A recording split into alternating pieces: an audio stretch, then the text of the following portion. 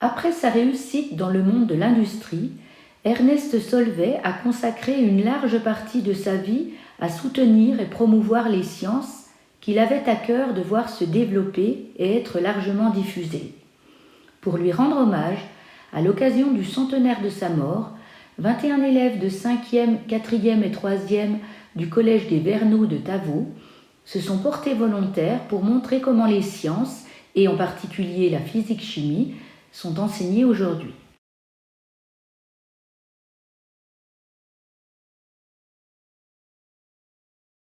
En physique-chimie, quand on pratique la démarche d'investigation, on part d'une situation de la vie quotidienne sur laquelle on nous questionne. Par exemple, pourquoi les solutions acides sont-elles toujours stockées dans les bouteilles en verre ou en matière plastique, mais jamais dans des récipients métalliques? Puis on fait ressortir la problématique, c'est-à-dire la question scientifique qui se pose comme par exemple, est-ce que les métaux réagissent avec les solutions acides? Ensuite, nous donnons notre avis. C'est notre hypothèse. Nous devons alors vérifier notre hypothèse en faisant une expérience. Au cours de cette expérience, nous faisons des observations qui nous permettent de tirer des déductions. C'est l'interprétation. Enfin, nous émettons une conclusion qui valide ou invalide notre hypothèse et qui répond à la problématique. Réalisation de Lucie et Gokché. Nous nous posons la question. D'où vient l'eau dont notre corps a besoin? C'est notre problématique. Nous pensons qu'elle provient des boissons, mais peut-être aussi des aliments. Pour le prouver, nous allons réaliser une expérience.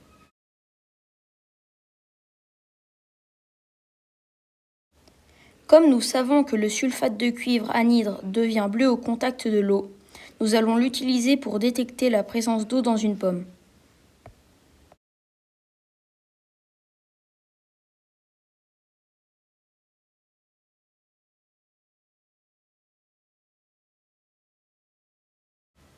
Nous observons que le sulfate de cuivre anhydre devient bleu.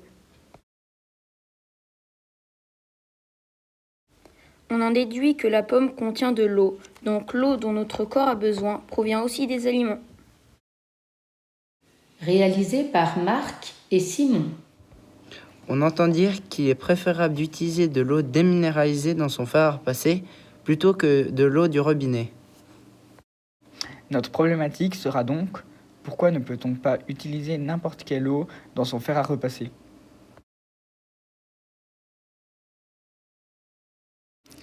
On pense que l'eau du robinet peut contenir des substances qui pourraient perturber le fonctionnement du fer à repasser. Pour vérifier notre hypothèse, nous réalisons une expérience qui nous permettra de savoir si l'eau du robinet et l'eau déminéralisée contiennent autre chose que de l'eau.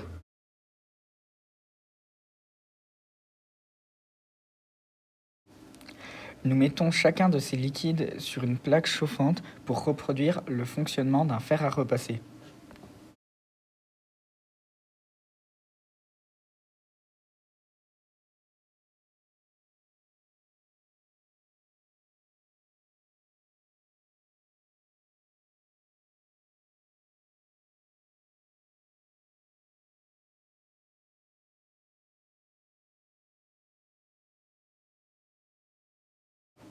Nous voyons un dépôt solide blanc au fond de la capsule qui contenait de l'eau du robinet, alors que, dans la capsule d'eau déminéralisée, il ne reste rien. Nous pouvons déduire que l'eau du robinet contient des substances dissoutes, car après vaporisation de l'eau, elles se sont déposées. En revanche, l'eau déminéralisée ne contient aucune substance dissoute. En conclusion, notre hypothèse est validée. On ne peut pas utiliser n'importe quelle eau dans un fer à repasser, car certaines eaux contiennent des substances dissoutes. Au cours de la vaporisation de l'eau dans le fer à repasser, ces substances vont se déposer et boucher les trous du fer, ce qui empêchera la vapeur d'eau de sortir. Donc l'eau à utiliser dans le fer à repasser ne doit pas contenir de substances dissoutes. C'est le cas de l'eau déminéralisée. Réalisé par Maë, Maxime et Lohan. On se demande pourquoi les fils électriques sont tous recouverts de matière plastique. C'est votre problématique. On pense que c'est peut-être parce que la matière plastique est un isolant électrique. Pour le vérifier, faisons une expérience.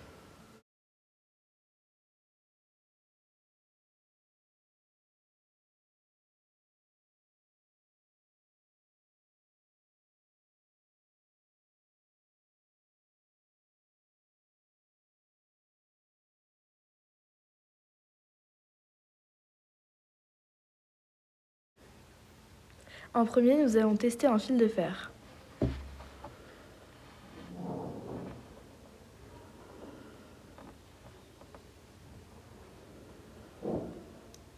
On voit que la lampe s'allume, donc on en déduit que le fil de fer est un conducteur électrique.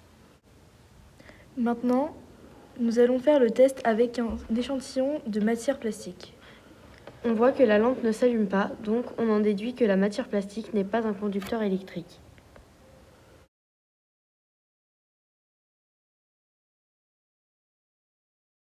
En conclusion, les fils électriques sont recouverts de matière plastique, car le plastique est un isolant électrique.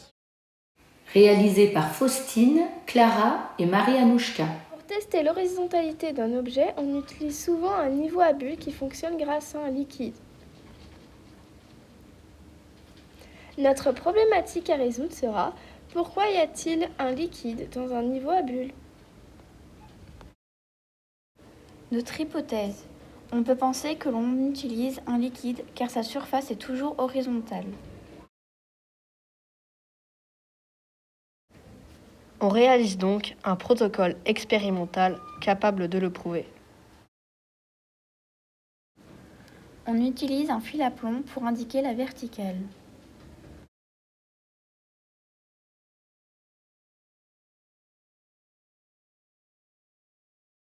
On voit que toute la base de l'équerre longe la surface de l'eau, même quand le récipient est incliné.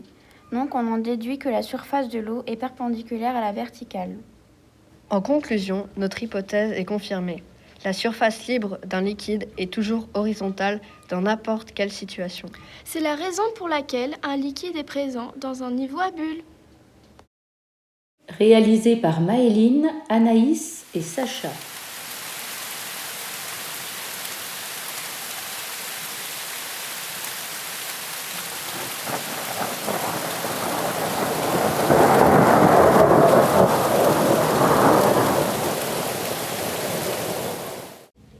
On nous demande pourquoi lors d'un orage on voit l'éclair avant d'entendre le tonnerre. On pense que le son va moins vite que la lumière. C'est notre hypothèse. Pour la vérifier, nous allons réaliser une expérience. On a appris l'année dernière que la lumière se propage à la vitesse de 300 millions de mètres par seconde.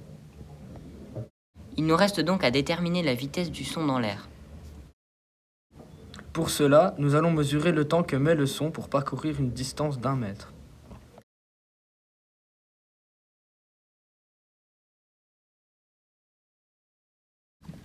Nous utilisons 2 micros reliés à un chronomètre. Lorsque le son entre dans le premier micro, le chronomètre se déclenche. Puis, lorsqu'il entre dans le deuxième micro qui se situe à 1 mètre du premier, le chronomètre s'arrête.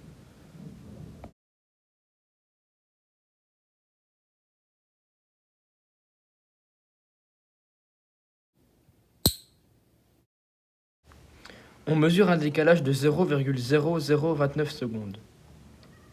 Le son a donc mis 0,0029 secondes pour parcourir 1 mètre.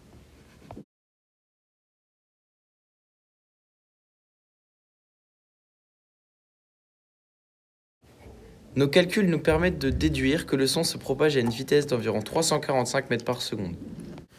300 millions est très supérieur à 345. En conclusion, la lumière se propage beaucoup plus vite que le son. C'est ce qui explique le décalage entre la vision de l'éclair et la réception du son du tonnerre. Réalisé par Dino, Sacha et Elliot. Nous nous demandons si l'eau naturellement gazeuse contient le même gaz qu'une boisson gazeuse fabriquée avec une machine à soda. Ce sera notre problématique. Sur la cartouche de gaz d'une machine à soda, nous pouvons lire CO2, qui est la formule chimique du dioxyde de carbone. Nous pensons donc que le gaz contenu dans la boisson naturellement gazeuse est le même. Notre dispositif permet de récupérer le gaz de la boisson gazeuse.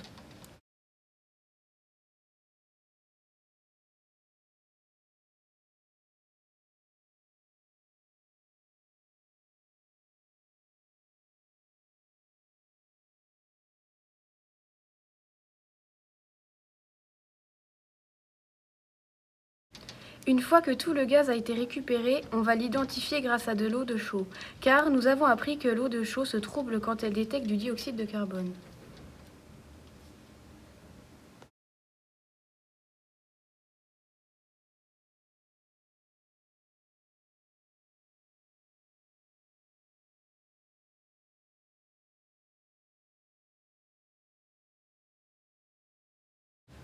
Nous constatons que l'eau de chaux se trouble, donc nous en déduisons qu'elle a détecté du dioxyde de carbone. En conclusion, nous pouvons affirmer que le gaz contenu dans la boisson est le même que celui utilisé dans la machine à soda, le dioxyde de carbone. Réalisé par Lily, Louise et Salomé.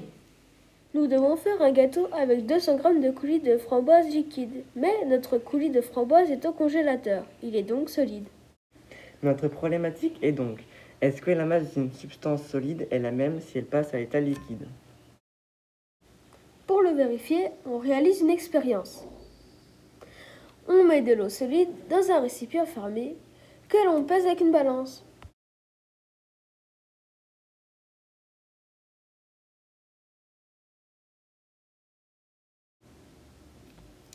On lit 190,6 g.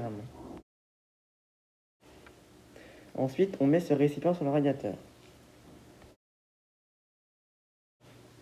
Une fois le glaçon fondu, on pèse à nouveau le récipient.